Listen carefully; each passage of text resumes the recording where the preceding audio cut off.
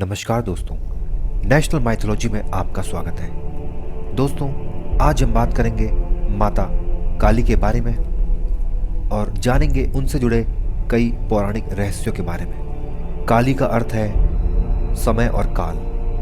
काल जो सभी को अपने में निगल जाता है, भयानक अंधकार और शमशान की देवी। वेदों के अनुसार समय ही आत्मा है, आत्मा ही समय है। माँ कालिका की उत्पत्ति धर्म की रक्षा और पापियों राक्षसों का विनाश करने के लिए हुई थी। जी हाँ दोस्तों, माता काली को माता जगदम्बा की महामाया कहा गया है। माँ ने सती और पार्वती के रूप में जन्म लिया था।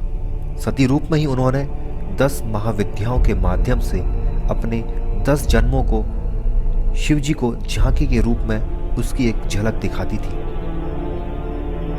दोस्तों, इस कलयुग में 3 देवताओं को जागृत कहा गया है, जिनमें से हनुमान, माँ काली और भैरव हैं। आज हम बात करेंगे माँ कालिका के बारे में। कालिका की उपासना जीवन में सुख, शांति, शक्ति, विद्या देने वाली बताई गई है।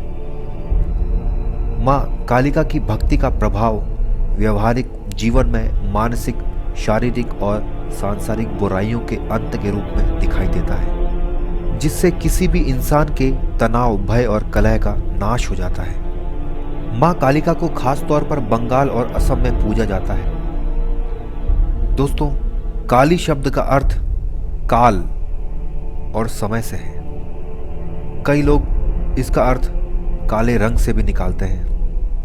माँ काली देवी दुर्गा की 10 महाविद्याओं में से एक है। कालिका के दरबार में जो एक बार चला जाता है, उसका वहां नाम पता दर्ज हो जाता है। यहाँ यदि दान मिलता है तो दंड भी मिलता है, आशीर्वाद मिलता है तो श्राप भी मिलता है। यदि आप कालिका के दरबार में जो भी वादा करने आए, उसे पूरा जरूर करें। जो भी मन्नत के बदले को करने का वचन दें, उसे पूरा जरूर करें, अन्यथा माता कालिका रुष्ट हो जाती है। जो एकनिष्ठ, सत्यवादी और वचन का पक्का है, समझो उसका काम तुरंत हो जाता है। दोस्तों, पुराणों के अनुसार माँ दुर्गा ने कई जन्म लिए थे। उनमें से 2 जन्मों की कथाएं बहुत ज़्यादा प्रसिद्ध हैं, जिनकी हम आज बात करेंगे। पहला, जब उन्होंने राजा दक्ष के यहाँ सती के रूप में जन्म लिया था और फिर वे यज्ञ की आग में कूदकर भस्म हो गई थी। दूसरा, जब उन्होंने पर्वतराज हिमालय की पुत्री के रूप में जन्म लिया था, तब वे पार्वती कहलाई थी।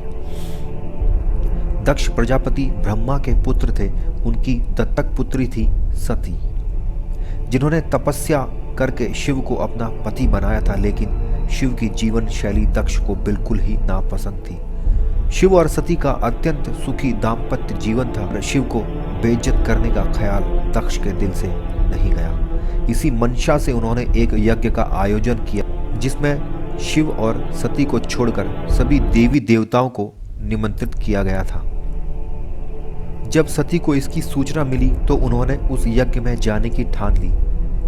शिव से अनुमति मांगी तो उन्होंने साफ मना कर दिया।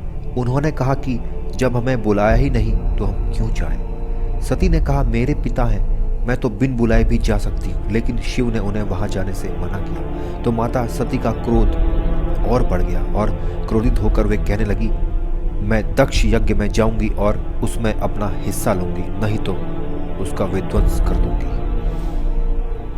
वे पिता और पति के इस व्यवहार से इतनी आहत हुई कि क्रोध से उनकी आंखें लाल हो गई। वे उग्र दृष्टि से शिव को देखने लगी, उनके होंठ फड़फड़ाने लगे। फिर उन्होंने भयानक अट्टहास किया। शिव भयभीत हो गए। वे इधर उधर भागने लगे। उधर क्रोध से सती का शरीर जलकर काला पड़ गया था। उनके इस विकराल रूप को देखकर शिव तो भाग चले गए, लेकिन जिस दिशा में वे जाते, वहां एक न एक भयानक देवी उनका रास्ता रोक लेती।